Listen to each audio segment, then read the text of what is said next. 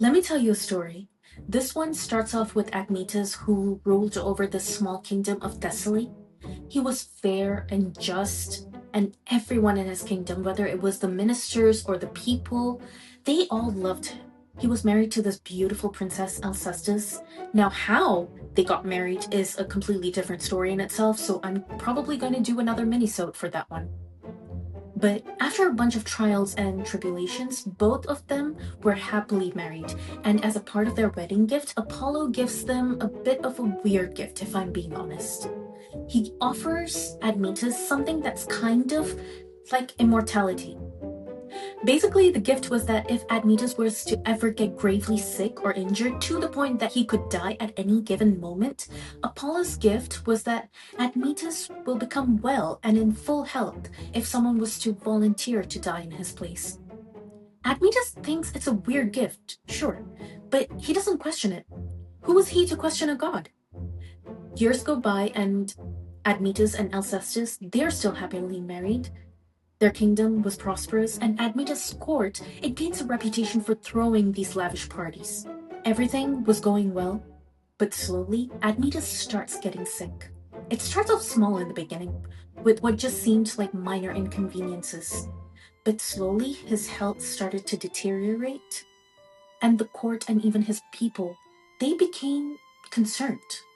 And when he got so sick that he could not function like normal, one of the members of the court remembered Apollo's wedding gift to Admetus. They knew Admetus could technically be immortal, but that would mean someone had to die in his place. The entire court and people of the kingdom, they began to get hopeful again. But when it came time for someone to volunteer to die in place of Admetus, no one came forward. Not the members of the court, not the people in the kingdom, not even his family would come forward to save Admetus. But Alcestis, his wife, she could not watch her husband growing weaker and weaker and dying right in front of her. So she volunteers to take her husband's place as a sacrifice just so he could live. And so ever since then, Admetus starts to become healthy once more. But his wife Alcestis, she grows weaker and weaker. The entire kingdom and court, they start mourning for their queen that is dying. She is basically on the threshold of death when she asks Admetus to make a promise. She says to him that since she took his place in death, in return she wants him to never marry again, so that he could keep her memory alive.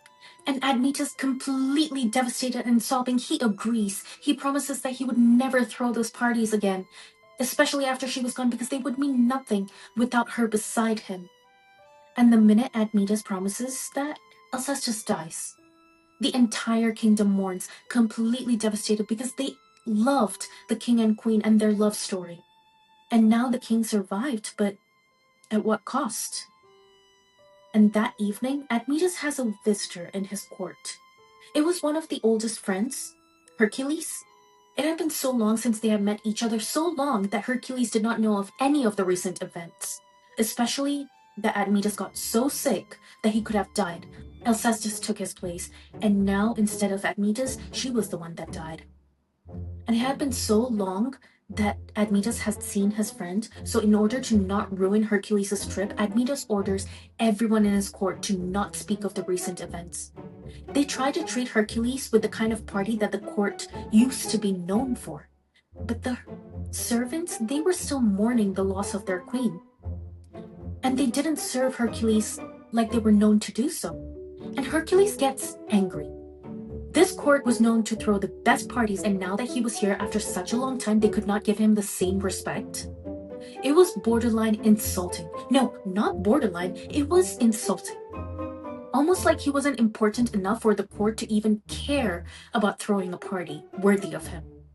So he starts insulting them, every single servant and their hospitality. The servants try to endure it at first, but in their mourning, one of them completely breaks down and sobs and tells Hercules of all the things that transpired.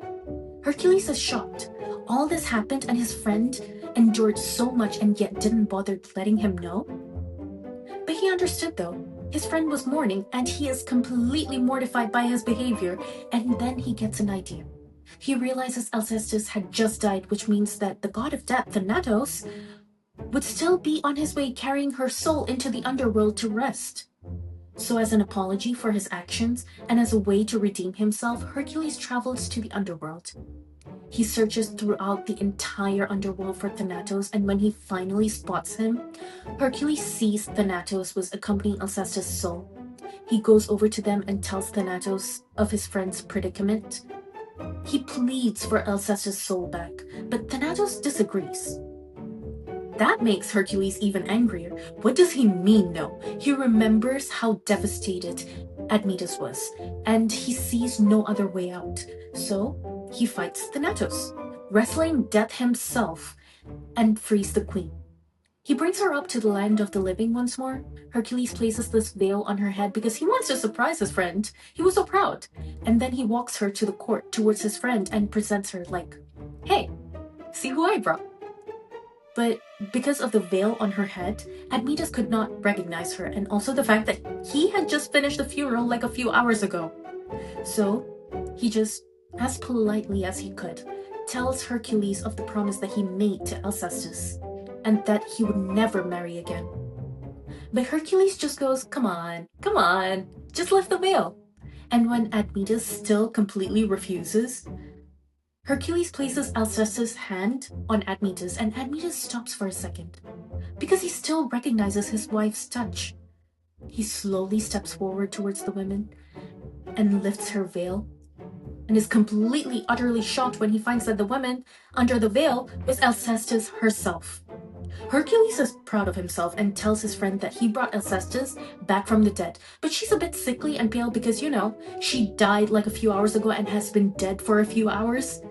So he tells Admetus, don't worry, she's gonna be back to normal in about 3 days, give or take. And just as Hercules promised, Alcestis returns back to normal after 3 days, and it is said that Admetus and Alcestis live a long, happy life together. I know this is a cute story and all, but just don't go fighting the god of death, okay? There can be some dire consequences like there had been for Hercules after this feat, which I will probably tell you in another story. Until then, sweet dreams. Good night.